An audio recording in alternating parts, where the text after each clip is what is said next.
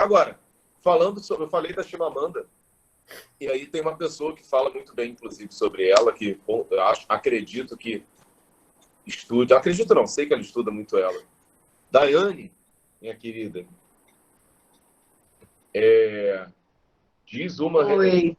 diz de sua referência, fale o que te motivou a chegar à professora, que eu sei Aham. que falei da Chimamanda, não tem como, que uma pessoa que eu sei que estuda, que inclusive foi que me indicou estudar ela. Então, Então, né, eu vou tentar não demorar muito, porque eu estou aqui olhando o tempo também, porque eu sou bem metódica. Mas eu sou professora de química, né?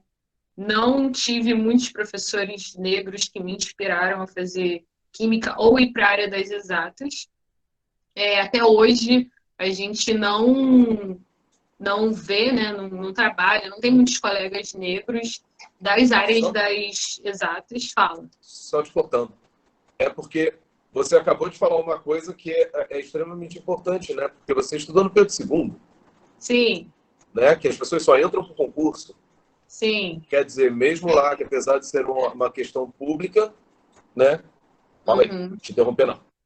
Então, inclusive no Pedro II, eu não tive muitos professores negros, né? Apesar do Pedro II incentivar muito esse tipo de debate, né? De ser uma escola muito inclusiva, a gente, né, esse debate ele era aberto, os professores incentivavam, apesar disso, não tinham muitos alunos negros, justamente porque a maioria dos jovens que são negros são de baixa renda, não tem acesso à informação, então não tem acesso a esse tipo de educação, que é chamada de educação de excelência, né? Essas escolas e tal. Eu era uma dessas jovens que não tinha acesso a esse tipo de educação, né? Que no fundamental eu estudei numa escola que era uma instituição que vivia de doações, né? E nessa escola eu tive uma professora negra e que era uma referência para mim, né? Mas durante o meu crescimento eu não tive muitos professores negros. No fundamental, eu estudei no município, então da quinta à oitava série eu estudei no município. Eu tive um professor negro que eu me recorde, que era professor de geografia, e inclusive ele também era professor do Pedro II, e eu lembro que ele incentivava alguns alunos a prestarem concurso para o Pedro II, e foi justamente nessa escola que eu tive esse incentivo. Além desse incentivo, eu tinha incentivo da minha mãe, que você sabe, na história da minha mãe é diarista, né? Eu sempre fui empregada doméstica. E eu tinha o incentivo dela porque minha mãe trabalhava como empregada doméstica e babá no Engenho Novo. E no Engenho Novo tem uma unidade do Colégio Pedro II. Então ela via os alunos do Pedro II, então ela tinha esse desejo de que eu estudasse no Pedro II. Mesmo sem estudo, a minha mãe ela me incentivava, né? Sempre falava, né? O mesmo que todos aqui já relataram, temos mais ou menos a mesma idade, somos mais ou menos da mesma época. Você tem que estudar porque só o estudo ninguém te tira, você precisa estudar. Então, realmente, era a única forma que eu via de ascender socialmente. Eu não entendia muito bem ainda o porquê que aonde eu estava, né? Então, o local onde eu estava, por que eu estava inserida naquele local, né? Eu sempre fui moradora da favela, ainda sou, e falo isso com muito orgulho. Então, eu fui entender quando eu fui caminhando por esses espaços, né? Quando eu saí do município, eu fui para Pedro II, que eu fui entender, inclusive, mais sobre a minha cor, né? E qual era o meu lugar dentro dessa sociedade. Então, no Pedro II, eu tive esse choque de realidade com pessoas que tinham dinheiro, e teve uma época que foi um pouquinho complicada para me adaptar, mas depois eu conheci alguns colegas e tal, e consegui me adaptar melhor. Na graduação, que foi onde eu tive que eu tive mais identificação, né? Que eu conheci mais pessoas com quem eu pudesse conversar sobre esse assunto. E eu não tive professores negros na graduação, então eu tive uma professora no Fundamental. No Fundamental 2 eu tive um professor. No Pedro II eu tive uma professora. E na faculdade eu não tive nenhum. E no mestrado eu tive um professor. Então, na graduação eu não tive, mas na graduação, como eu fiz o UERJ, eu conheci muitos alunos negros, e isso foi ótimo para mim, porque a UERJ é uma mãe, né? Eu sempre falo isso, eu tenho muito orgulho de ter estudado na UERJ, e ter pessoas parecidas com você, isso te deixa mais à vontade, porque na faculdade eu também tive que enfrentar muito racismo, inclusive por parte dos professores, né? Eu já contei algumas histórias que eu já passei, mas inclusive por parte dos professores eu também tive algumas situações de racismo, eu e os meus colegas, né? Então, mas foi muito importante ter esses outros alunos negros. Eu sofri episódios de racismo ou ouvi dos meus colegas, tanto dos professores quanto de colegas de outros cursos, né? Como engenharia química, por exemplo. Eu entrei por cota, então isso também era uma outra razão para as pessoas discriminarem ou duvidarem por que eu estava ali, né? E, que eu tinha roubado a vaga de alguém. Isso é muito comum, era muito comum, pelo menos, há 10 anos atrás. Vou entregar a minha idade aqui. Há 10 anos atrás era muito comum. Então, na faculdade, eu fui conhecendo outras pessoas e esse debate ele foi ficando mais. Eu fui conseguindo falar mais sobre esse assunto, né? Sobre ser negra, sobre discriminação racial, né? Sobre não. Sobre essa sobre as pessoas te discriminarem justamente por conta da sua cor, né? Duvidarem da sua capacidade, de você estar ali, de não abrirem portas para você, sobre você chegar num lugar e a pessoa ficar meio assim. Eu passei por isso durante o meu fundamental, né? Já que eu usava uma camisa do município, e então era bem difícil circular nos lugares com uma camisa do município, né, gente? Então, você e outros colegas negros, as pessoas discriminam, né? Acham que você vai fazer alguma coisa com elas, sempre ficam olhando meio assim.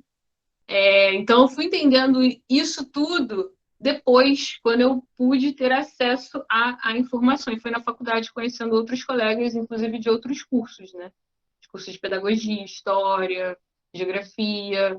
Então, foi muito importante para mim. E no mestrado, eu tive um professor, que inclusive foi um professor que me incentivou a continuar no mestrado, porque eu queria desistir.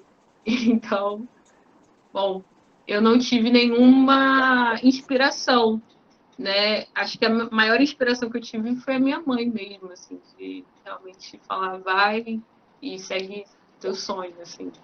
Pois é, é legal porque todos, né, de alguma forma, ou falaram, ou eu já conheço a história, e tem essa questão de ter tido o dentro de casa, né? A mãe buscando, ou o pai, enfim, ou algum familiar incentivando. E aí a gente entra naquela importância do meio, né, que a gente vive. O meio também contribui para a gente poder chegar a ser alguém ou, infelizmente, ninguém. Né? Ninguém no cenário, digamos, produtivo, digamos assim. Uhum. Mas, infelizmente, a gente tem essa questão. Então, é bem legal vocês exaltarem essa questão do dentro de casa, né? E aí, a Joyce tinha pedido para fazer um link, que ela queria falar alguma coisa. Eu já vou fazer um link com uma outra pergunta, e aí eu deixo a Joyce começar e vocês conversam. Já a gente debate aqui mais isso aí. Todos vocês falaram sobre essa questão de representatividade, né? E aí, como vocês se sentem sendo hoje representativos para outras pessoas negras, ou, enfim, para outras pessoas, talvez não negras, mas sendo representativos, né? Vocês, como mulheres ou como homens que chegaram nas carreiras que chegaram, no patamar de conhecimento, de estudo e tudo mais que chegaram. Joyce, tu quer fazer esse link aí? Ai, com o maior prazer, Júlio. Você fez a pergunta que eu queria muito falar, eu queria responder muito isso, porque a Daiane levantou algumas coisas que eu achei imprescindíveis para a discussão de hoje, né? Uma vez eu perguntei no meu Instagram, e eu tenho um monte de gente lá no Instagram, e então eu teria uma possibilidade ali de ter muita gente falando que teve vários professores negros, né? Eu perguntei no meu Instagram quantos professores negros as pessoas tinham tido na vida escolar. E isso, quando eu falo na vida acadêmica escolar, eu falo desde o Fundamental 1 até o mestrado, o doutorado, alguns amigos já têm doutorado, e o número máximo que eu encontrei lá foi 5 professores negros em toda a sua trajetória acadêmica. Isso que a Daiane falou é muito pertinente, porque ela falou, não tive ninguém no Fundamental. A verdade é que isso já é provado, inclusive, estatisticamente, né? Os negros, eles chegam com mais facilidade ao fundamental, ao ensino, né? O professor do Fundamental 1, do Fundamental 2, é muito mais comum do que o professor, por exemplo, a nível acadêmico, né? Um professor de graduação, de mestrado, de doutorado, porque justamente isso é intrínseco, né? Tem totalmente a ver com a questão da formação. Essa questão de nós termos negros mestrandos, doutorados, né, doutores negros, é atual. Né? A gente tinha, sim, no fundamental, o professor que fazia o colégio normalista, e aí ele conseguia aquele acesso, né? Mas a nível acadêmico nós não temos. Nós temos uma lei que foi criada há algum tempo, e até hoje mesmo eu fiz questão de reler, né, os dados estatísticos para poder falar com embasamento teórico. Até hoje nós temos essa lei que garante 20%, né, em concursos públicos, como se fosse uma cota para negros. E já foi comprovado que em muitas universidades nem 5% das vagas está sendo preenchida por pessoas negras. Então, o que a gente tem, e o que eu falo sempre, você, meu amigo próximo, já falei, a gente já discutiu isso também no privado, eu já conversei com alguns colegas, Valentim, né? Já tivemos a oportunidade de falar sobre isso, é que enquanto mulher negra, né, enquanto professora, eu vejo que o meu papel em sala de aula não é só passar a matéria da maneira correta, mas também ser representatividade, né, em poder inspirar o meu aluno negro e mostrar a ele, né, que mesmo a gente vindo talvez de baixo, da periferia, né, não tendo um poder aquisitivo alto, não ter nascido em berço de ouro, que esse esforço de estudar, de correr atrás do conhecimento, vai nos abrir portas, né? Eu falei falei um pouco na primeira fala que eu tive aqui hoje com vocês, que eu sou nerd, falo isso com o maior orgulho. Eu acho que as pessoas veem muito mal, né, a palavra nerd. Ele é nerd. Não, que bom que me chamam de nerd, porque eu acho que de tudo que nós conseguimos na vida, nós conquistamos, os bens materiais, eles ficam. Né? E eles podem ser tirados de nós a qualquer momento. Agora o conhecimento jamais será, né? Eu sou uma pessoa que eu gosto muito de estudar, eu tenho 3 profissões, né? Eu me formei em letras pela UERJ, sou professora de espanhol, português, redação e literatura, com maior amor eu desempenho a minha função, mas eu já me formei pelo Cefet, eu sou técnica em edificações, eu fiz vestibular para fazer engenharia civil, passei, acabei não indo porque o Brasil entrou em crise, eu sou guia de turismo, eu falo espanhol fluente, eu entendo inglês, eu entendo francês, eu entendo italiano, e assim, e não falo isso para me gabar, não falo isso para mostrar que eu sou melhor que ninguém, porque esse não é o meu intuito, jamais será. Mas eu faço questão de mostrar para as pessoas tudo que eu conquisto com o estudo e tudo que eu luto para conquistar, justamente porque os meus alunos precisam de inspiração. Eles precisam ver alguém que chegou lá. Eles precisam ver que, por mais que difícil seja, a gente precisa correr atrás, né? E nós somos inspiração. Eu falei isso uma vez com você, no privado, né, o Júlio, mas eu falo com muitos colegas, eu falo com os alunos, ao negro não cabe ser mediano. A sociedade já começa nos julgando como inferiores. Eles esperam o mínimo de nós. Então, ao negro não cabe ser mediano, ele tem que ser o melhor, ele tem que ser muito bom, ele tem que ser o especialista para ele conseguir o destaque. Na maioria das vezes, e eu não falo isso só no magistério, a gente está falando de educação, mas falamos em tudo. Né? Quando você vai ser atendido por um negro, você fica esperando para ver qual vai ser a postura dele. né? Outro dia eu perguntei, foi na mesma semana, eu fiz questão de fazer essa pesquisa com o pessoal, eu perguntei por quantos médicos negros vocês já foram atendidos até hoje. Eu, Joyce, vou fazer 33 anos e até hoje só fui atendida por um médico negro. E a vontade que eu tive quando vi o médico negro era de abraçá-lo, porque eu falei, cara, você é o primeiro negro que me atende. Eu tinha, sei lá, 29 anos e eu nunca tinha sido atendida por um médico negro, né? Então, assim, me estimula muito a cada dia estudar cada vez mais e eu me cobro muito ser muito boa no que eu faço e eu lamento quando eu não consigo ser o máximo que eu queria ser, porque eu sei que tem alguém esperando de mim aquilo. Tem alguém que se inspira em mim. Quando eu recebo mensagens de alunos falando, Joyce, cara, admiro muito o jeito que você dá aula, eu gosto muito do jeito que você dá aula, eu gosto muito de saber que você gosta de estudar isso, gosta de estudar aquilo, e eu gosto de ler um pouco de tudo, né? Eu gosto de manter informada, eu gosto de sentar numa mesa e saber conversar sobre diferentes assuntos, né? Porque a gente sai daquele estereótipo da mulher negra sensual, sexualizada, né? Completamente estereotipada, e quando o homem vem conversar comigo, né, nessa ideia de só pensando o que vai ter na questão do sensual, e eu começo a falar as coisas que eu já estudei, os conhecimentos que eu adquiri ao longo da minha vida, acabo ficando meio que, o cara fica meio estranho, tipo assim, como assim, né? E isso se passa em vários ambientes, né? Você saber se portar, você saber falar, saber conversar, e eu falo isso muito com os meus alunos, né? Eu falo isso não só para os meus alunos negros, falo para os meus alunos brancos também, porque o conhecimento, ele deve ser valorizado, né? Você pode ser muito legal agora, falando bobeira, mas em algum momento a pessoa vai querer chegar a conversar com você sobre um assunto e você tem que saber conversar, né? Com certeza. Então, eu acho que o conhecimento, ele deve ser valorizado e por isso que eu levanto super a bandeira, né? Quando eu dou aula para pré-vestibular, eu falo muito para os alunos, eu falo, gente, vocês estão fazendo vestibular agora, estão em dúvida sobre o que querem escolher, mas não pensem que essa vai ser a única profissão que vocês poderão seguir, que é o único caminho. Vocês podem fazer essa faculdade agora e daqui a pouco fazerem outra. Eu sou um exemplo disso. No começo, meu pai ficou um pouco chateado com essa ideia de... primeiro, meu pai foi muito contra, tá? Eu fazer letras no início da carreira, que meu pai falou assim, poxa, Joyce, você é bom em exatas. Eu já tinha feito técnico em Química na UFRJ, né? Que na época era Cefet Química, eu já tinha feito, não tinha gostado. Eu sempre gostei de estudar e eu estudo áreas diversas, né? E isso, eu gosto muito disso. E aí, quando eu fui fazer letras, meu pai ficou muito chateado. Ele falou, Joyce, você sempre estudou tanto, sempre foi tão boa em exatas, podia ter feito uma faculdade, podia ter feito uma faculdade de mais renome, ou então fazer direito. Meu pai era doido para ter feito direito, feito enfermagem, porque para ele isso era a imagem da profissão do bem-sucedido, né?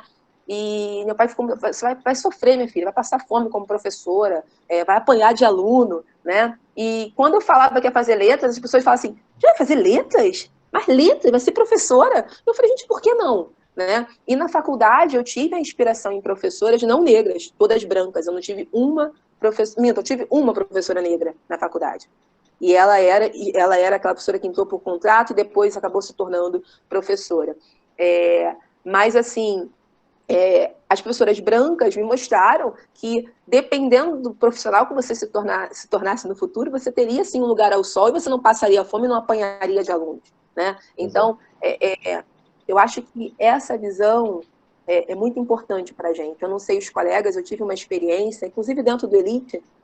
No Elite, eu sou uma pessoa feliz de estar no Elite, porque eu vejo que de todas as empresas que eu já trabalhei, quem me conhece sabe que eu detesto hipocrisia, em relação aos professores, a quantidade de professores que nós temos no Elite, negros, eu realmente tenho que levantar a bandeira do Elite, porque eu já trabalhei em muitos colégios nesses 12 anos de magistério, né? E o Elite foi a primeira empresa que abriu as portas para mim, né? Eu participei de todo o processo seletivo para trabalhar na coordenação, e o Elite abriu as portas. Em várias outras empresas eu coloquei currículo sequer fui chamada para uma entrevista, né? E algumas, quando eu fui chamada para entrevista, nem recebia desculpa do porquê não fui contratada, né? Eu cheguei a fazer prova para o colégio grande, eu gabaritei a prova, e no dia da prova de quadro, quando eu apresentei um tema e dividi meu quadro, o cara falou, valeu, não, beleza. Aí eu falei, mas eu não comecei, não, tá bom, valeu, pode sentar. E aí eu fiquei assim, ué, por quê? Né? Eu mal tinha exposto a minha aula, tinha dado só o título. Então, assim, no Elite, eu tenho o prazer de dividir a sala de professores com vários professores negros, professores que são realmente muito considerados pelos alunos, professores que se dedicam muitíssimo às suas funções dentro da casa. E o que eu vejo é que fora a gente não encontra com essa facilidade, essa quantidade de professores negros em colégios grandes, né? Eu falo muito isso para algumas colegas, eu falo, esse colégio aí não adianta botar professores brancos. E isso me faz pesar não, lamentar. Esses alunos não têm inspiração. Pois é. Você falou de estatística, e aí, falando de estatística, eu me sinto na obrigação de perguntar de estatística para o nosso geógrafo aqui, que entende um pouquinho de geografia, que entende um pouquinho de estatística. Netinho, como é que você se sente sendo hoje uma excelente estatística de um professor extremamente representativo? Bom, espero que você esteja me ouvindo bem aí. A gente não tem muita... assim, eu trouxe alguns dados, né, para compartilhar com vocês e vou te dizer, Júlio, a coisa não é tão bom como a gente imagina, não, tá? Eu tenho aqui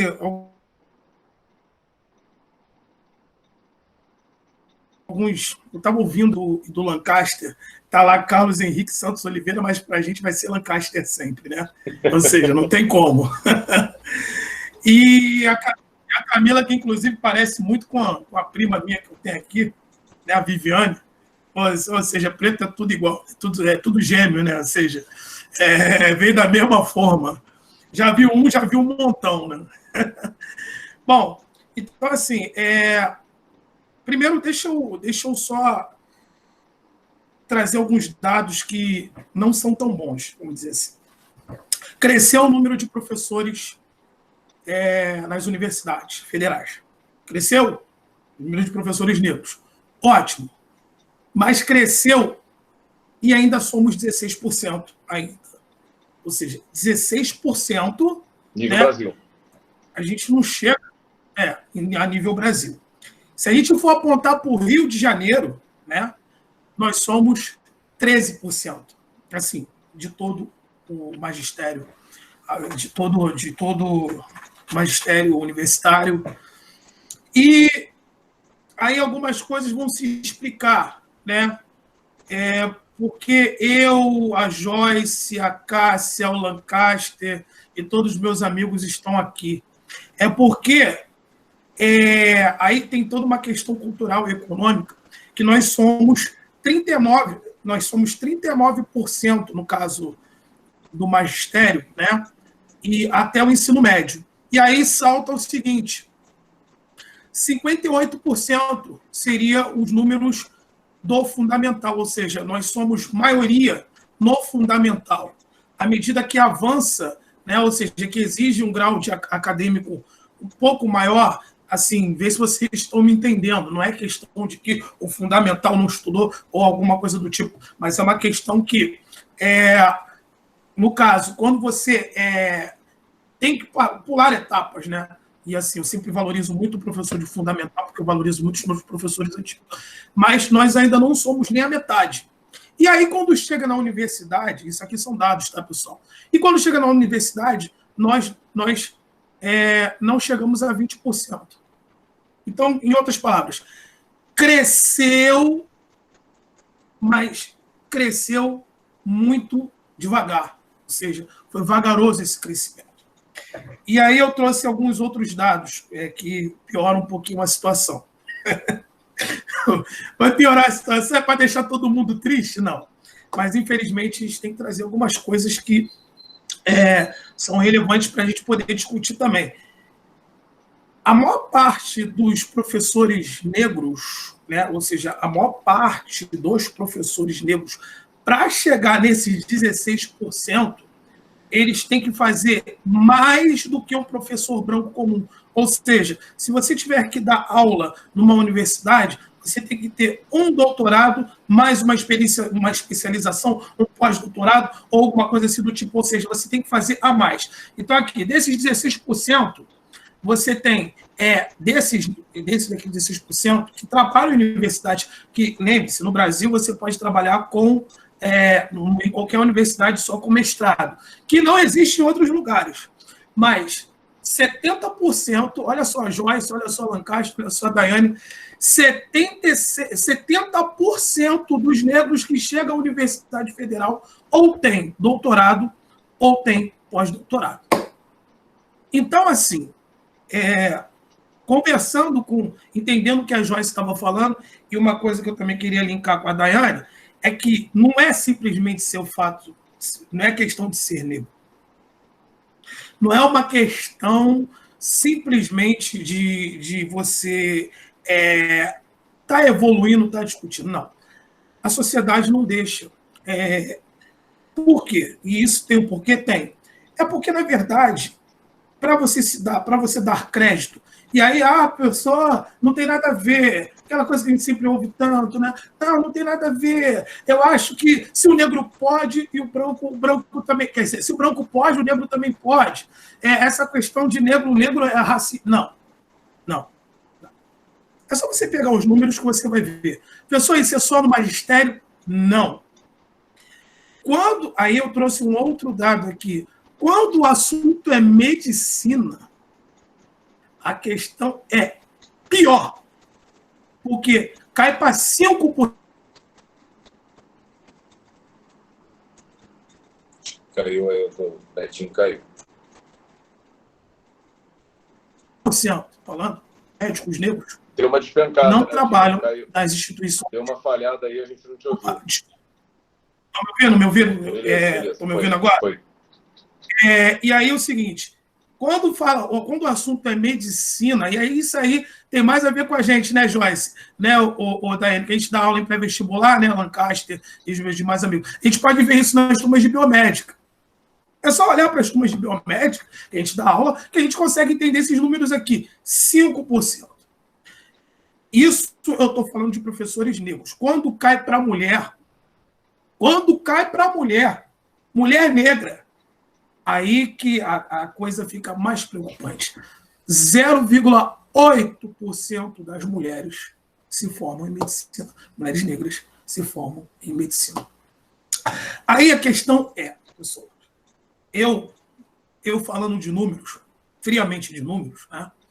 A gente estava conversando aqui sobre... Ela nunca foi atendido por um médico negro. Imagina a mulher negra. Sim. Mulher negra. Gente, a mulher negra, ela, sem dúvida nenhuma, se você jogar isso na relação da cor da pele, e meninas, vocês sabem melhor do que eu, a questão, ela consegue triplicar negativamente. Triplicar. Porque se a mulher, ela conseguir chegar aos 35 anos sem filhos, por exemplo, e tiver um mínimo de condições de se formar nas faculdades, nas universidades que nós temos aqui, 0,3% conseguem chegar nessa condição. 0,3%. Netinho, eu vou até... Fala, conclui. E aí, Júlio, só para concluir essa parte aí, depois eu posso jogar aí para quem quiser responder. Na verdade, vai ser mais do debate. Eu, assim, até abri mão de falar o que me inspirou, Na verdade, eu concordo com todos vocês. Pelo contrário, o que me inspirou foi um professor branco para fazer geografia. Um professor branco que gostava de samba, tá? Ou seja, como o pessoal sabe que eu sempre fui inserido no meio de samba, mas foi um professor branco, sambista, né, que me influenciou. Alexandre Andrade, está vivo até hoje, agradeço ele até hoje por ter me dado o primeiro livro de geografia que eu recebi. Mas, assim, antes de falar disso, eu queria trazer uns dados aqui que provavelmente a Daiane sabe melhor do que a gente, porque ela é de exatas. Hoje, se você pegar os professores de física, que já são poucos no Brasil, aí a Daiane, eu acho que observou isso melhor do que a gente, né? A relação cai. Não tem professor de física e não tem professora de física quase. Professora negra de física, não tem. E na tua disciplina, Daiane, se você pegar também, aqui os dados das professoras de química, de forma geral, está quase no mesmo nível, né? Quantas colegas de faculdade negras se formaram com você? E qual era o tamanho da sua turma? Né? Vamos ver aqui na nossa biomédica quantas alunas negras, né, elas entram para biomédica e conseguem passar. Porque passar na universidade é uma etapa, né? Terminar é uma etapa 3 vezes, 4 vezes pior, né? E o que acontece? Se manter na faculdade é outra coisa, porque hoje você, para poder estudar medicina, tem que ser em tempo integral. E eu estava conversando isso numa live com o Felipe Valentim, e a gente estava dizendo que a família dos negros geralmente são muito numerosas, né? Por exemplo, é muito difícil de você ter uma família pequena de negros. Ou seja, eu vim de uma família numerosa, eu tenho uma família muito numerosa, e eu acabei fazendo também, contribuindo para aumentar esses números, né? Isso aí é importante falar. Eu contribuí ainda mais um pouquinho para aumentar esses números. E assim, provavelmente, assim, a Daiane, a Joyce também, que vieram de famílias humildes como eu, sabe que qualquer R$5 para a gente, antigamente, numa época, o Lancaster também, né? Qualquer R$5 para a gente era para conseguir, meu irmão. Eu tive que lavar carro, tive que dar meu jeito, né? Com 16 anos já estava na pista aí trabalhando, que negócio. E o olhar para aquela patamar. Tá me ouvindo? Só para ver. Então, só para pensar nessa questão, né? Ou seja, ainda está muito difícil, porque hoje a gente trabalha para a classe C, Júlio. Querendo ou não, aqui a gente pode estar, até aqui a gente consegue chegar. Mas olha só, nós temos uma mestranda aqui que poderia estar dando aula na universidade. Mas aqui no Brasil acontece o contrário. Aqui, como são poucas universidades, são poucos tecnopolos, nós não somos os Estados Unidos, então a universidade que tem é pública. E essa pública, ela contempla uma galera que tem uma grana para poder investir, para deixar o moleque lá, a garota lá, estudar. Agora, já nos Estados Unidos, nos países desenvolvidos, a faculdade pública é uma coisa para pobre. Investimento pouco, uma escola onde você consegue misturar ali negros e imigrantes, filhos de imigrantes. E aí, e o cara que tem dinheiro, ele vai pagar $200 mil, né, para poder estudar numa Harvard, numa Stanford. Então, a diferença a vibe lá é outra, né? Pensando aqui naquele seriado que de antigamente, o Maluco no Pedaço, né? Pensar numa família daquele com dinheiro, e todo mundo pensa em faculdade, é extremamente difícil. Aí você tinha o Will Smith ali, que era a representação do que é a realidade mesmo, né? Aquilo ali era o atípico e o Will Smith era aquele cara que veio da realidade. Agora, falando de representatividade, você falou de dados, você falou de história, aproveitar e perguntar para o Valentim. Aliás, vou fazer uma pergunta para os dois ao mesmo tempo, para o Valentim e para o Júlio. Primeiramente, Valentim, história. A gente não tem nenhum feriado de negro, né, querido? Por que será? A gente não tem feriado negro porque Tiradentes realmente foi um herói da nação? Não, temos um feriado negro, né, que é o 20 de novembro, que é importantíssimo, né, que começa a disputa pelo 20 de novembro, ela começa ainda nos anos 50. Né, só para a gente ter uma dimensão, né, é um feriado que até hoje se discute a manutenção dele. A gente hoje tem o presidente da Fundação Palmares, né, que tem um papel importantíssimo na demarcação de espaços quilombolas no Brasil. Ele é contrário,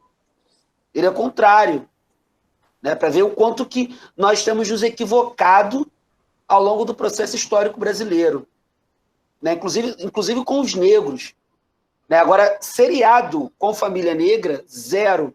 Até mesmo quando você cria aquela família profundamente estereotipada, suburbana, né, nos vai que cola da vida, ainda assim a família é alva.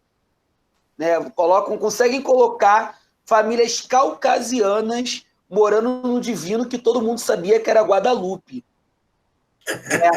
A Carolina Ferraz, em Pecado Capital, morava em Marechal Hermes, né, na segunda versão que o Eduardo Moscovis era o taxista.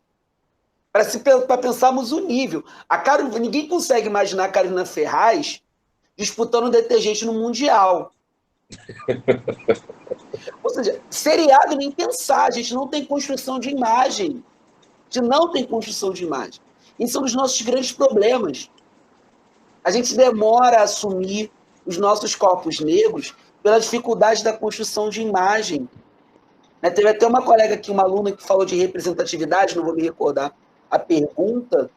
Eu acho que não é nem mais representatividade.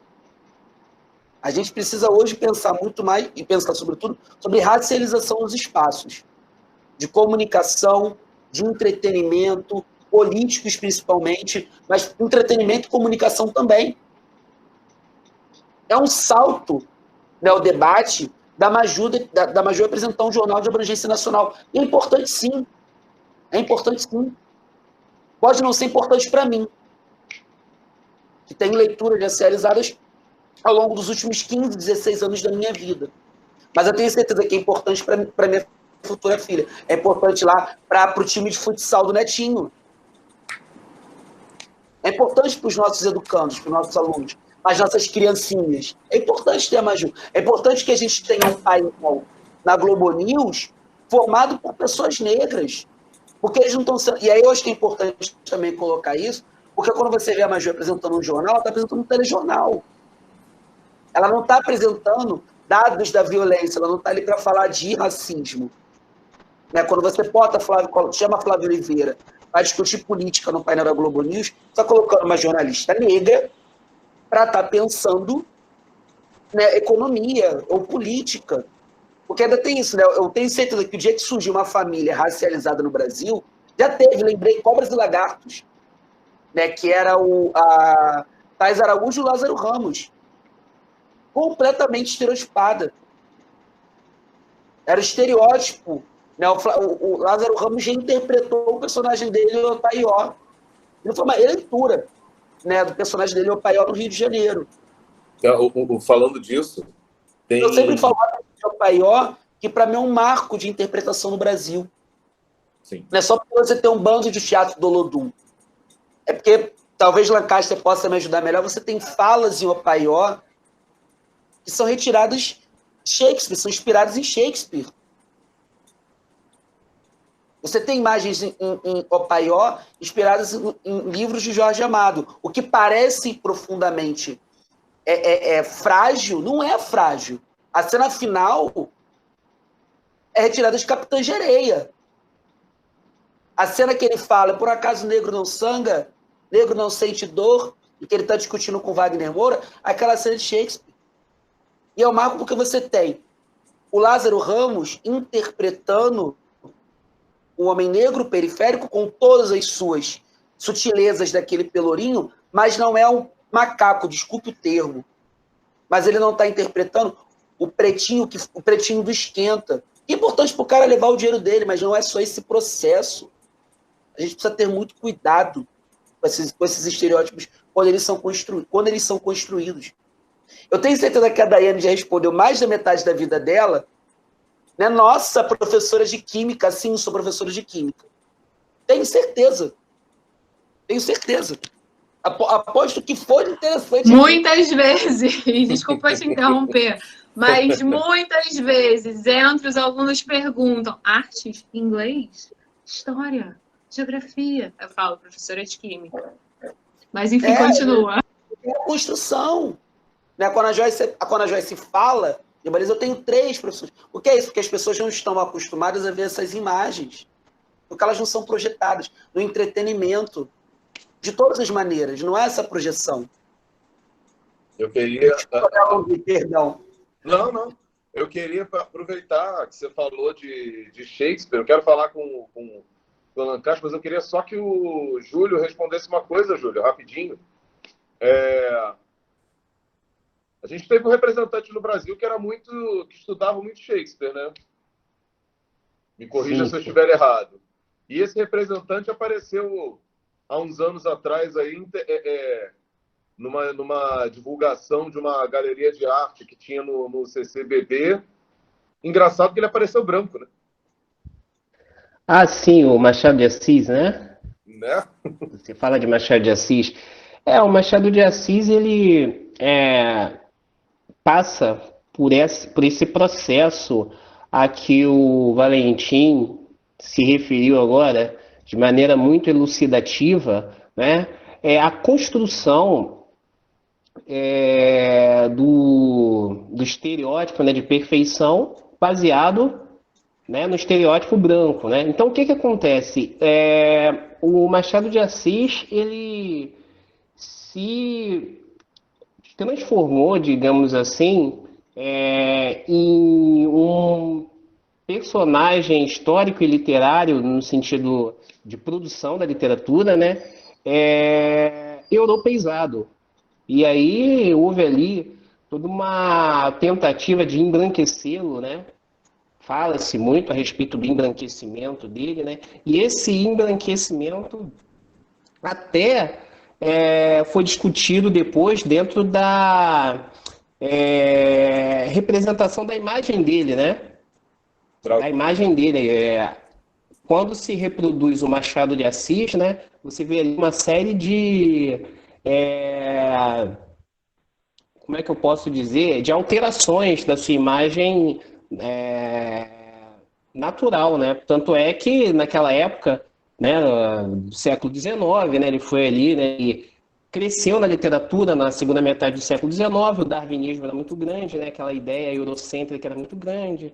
Então, ele foi um escritor que usou uma linguagem extremamente elitizada, né? A forma como ele escrevia, né, o que ele produzia era algo voltado para a classe média alta, né?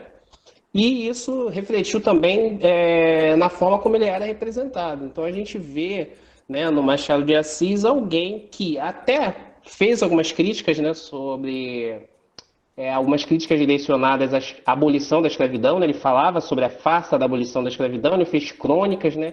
Mas só depois. E para ele poder se inserir, né, no mundo da literatura, que era o que ele sabia fazer com perfeição, ele teve que passar por esse embranquecimento aí, né? Embranquecimento esse que infelizmente não se que se expandiu também para essa representação da sua imagem, né?